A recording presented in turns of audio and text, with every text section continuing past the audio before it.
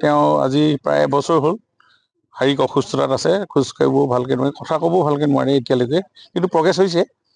দিল্লী এপ'লৰ পৰা অনাৰ পিছত এতিয়া থেৰাপি চলি আছে, কিন্তু তেখেতে 2 দিন ধৰি ভোট দিম কৈ আছে।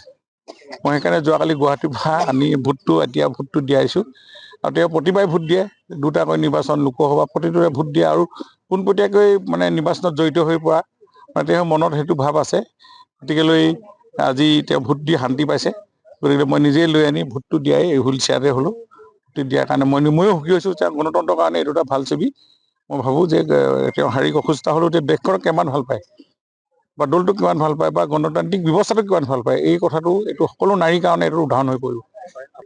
যেনেকুৱা যি অৱস্থাতে নাথাকিব লাগে, গণতন্ত্ৰৰ প্ৰতি শ্ৰদ্ধা কৰিব লাগিব, সন্মান কৰিব পাৰিব। শক্তিশালী গণতান্ত্ৰিক ব্যৱস্থাই ৰাজ্যখন শক্তিশালী কৰি ৰাখিছে। আজি সকলো ব্যৱস্থা টনকিয়াল হ'ব লাগিব, এই কথাটো সকলোৱে মনত, এই এনেকুৱা 5 বছৰ মূৰত হোৱা নিৰ্বাচনত সকলোৱে মনত পেলোৱা উচিত।